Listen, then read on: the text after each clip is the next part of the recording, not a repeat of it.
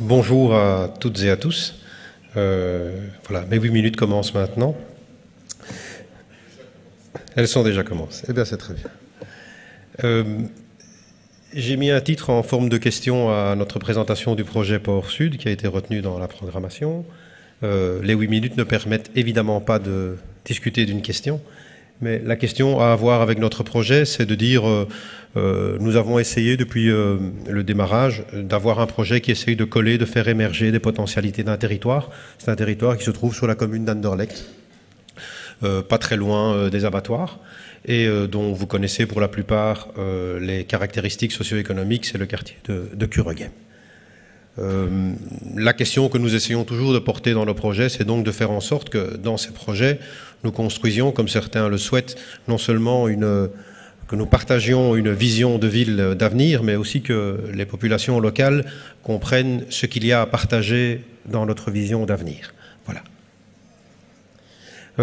À partager, il y a souvent non seulement des richesses, des valeurs ajoutées, c'est aussi cela que les populations attendent des projets, mais il y a parfois aussi une personnalité à construire, et je vais faire glisser quelques slides pour vous dire d'où vient la personnalité de ce quartier, qui est quand même cette personnalité liée à l'industrie, liée à l'évolution industrielle, un des axes forts de mise en valeur de notre projet. Un turner qui s'appelle Vitesse, donc je vais aller très vite, le bassin de Bistebroek, un Fernand Léger, le canal à Anderlecht, un Charles Betts, la meunerie Moulard à Anderlecht vers 1920, je pense. Guido me corrigera. Donc voilà, notre idée est bien de partir de choses qui peuvent rassembler, de produire des valeurs ajoutées là-dessus. Avec les fonds européens, qu'est-ce que nous avons essayé de faire? Nous sommes occupés pour le moment à rénover ce bâtiment qui s'appelle anciennement la meunerie Moulard et qui sera le siège central de cette action de zone, cette action territoriale, que nous avons intitulé Port Sud, pour y installer 3 nouvelles fonctions. D'abord, je vais essayer de les pointer ici, si le pointeur fonctionne, mais je pense qu'il ne fonctionne pas. Est-ce qu'on peut m'aider pour le pointeur? J'étais à 5 minutes 27. Merci. Avec les Japonais, il faut aussi pouvoir compter. Ah, voilà. Donc, 3 nouvelles fonctions dans ce bâtiment, 3000 mètres carrés d'accueil d'entreprise sur toutes les surfaces que je pointe très rapidement, 1000 mètres carrés un peu plus pour un centre de découverte des quartiers du canal qui va se situer concrètement sur 300 mètres carrés à cet étage-là. Sur tout ce nouvel étage panoramique, le canal étant juste là, un nouvel étage panoramique sur lequel la vue va être assez épatante par rapport à l'ensemble de Bruxelles. Et quel est l'objectif de ce centre de découverte? Eh bien, c'est de permettre aux visiteurs locaux, ce sera notre public central, mais aussi des gens venus de partout, de comprendre d'où viennent ces quartiers du canal, d'où viennent ces quartiers populaires, ces quartiers populeux, ces quartiers parfois pauvres, ces quartiers en recomposition permanente, en transformation singulièrement rapide, qui affichent depuis 200 ans d'ailleurs un dynamisme économique qui, à mon avis, si on le mesurait en termes précis, ferait pâlir bien d'autres zones. Donc ce centre de découverte, clic-clac, voilà, ok. Ah tiens, voilà la vue. Ce centre de découverte, c'est un centre que nous structurerons avec une offre éducative autour d'expositions permanentes, d'expositions temporaires et d'énormément d'ateliers. Nous tenons à ce que notamment la jeunesse de ces quartiers fasse ensemble des choses au travers desquelles ils comprennent mieux c'est quoi les enjeux de hier, d'aujourd'hui et de demain dans ces quartiers. Voici très rapidement le cercle des contenus que nous élaborons actuellement avec muséographes et scénographes du projet, ainsi qu'un comité scientifique. Voici quelques vues qui commencent à émerger du travail scénographique, le hall d'entrée, le futur auditorium panoramique, la future cafétéria et au fond, le bâtiment avant, un lieu d'essai et d'expérimentation autour de tous les aspects écosystémiques de cette zone du canal à Bruxelles.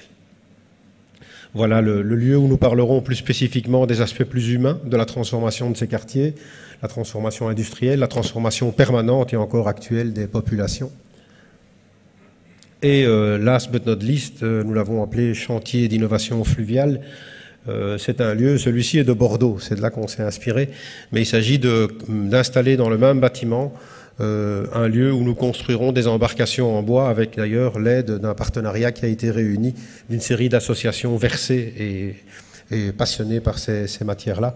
Il s'agira non seulement de construire des embarcations, mais aussi de voir avec les partenaires qui sont autour du bâtiment, par exemple l'Erasmus Hogeschool, qui est juste en face de notre bâtiment, de voir comment est-ce qu'on peut aussi réfléchir à de l'innovation technologique, notamment sur la motorisation, par exemple, de ces embarcations. Voilà, il me reste 2 minutes 22 pour remercier d'abord l'ensemble des partenaires avec lesquels on travaille sur ce projet. Je vais les citer, la commune d'Anderlecht, CityDev, je vais même les citer avec leur nouveau nom, CityDev, le port de Bruxelles, la Société des abattoirs, la STIB, et j'aimerais ne pas m'arrêter là et faire quelque chose que je fais rarement. Je vais sans doute oublier d'autres personnes qui sont importantes, mais remercier aussi l'ensemble des administrations, qui dans toute l'aventure qui nous a conduit à ce que avant-hier plutôt, nous ayons reçu nos offres d'entrepreneurs pour commencer les travaux dans peut-être 2 mois et demi et les terminer en 2015. Les administrations qui ont souvent été remarquablement efficaces pour notre projet. Je pense aux administrations de l'urbanisme, le service de l'incendie, et encore une fois, j'en oublie sans doute.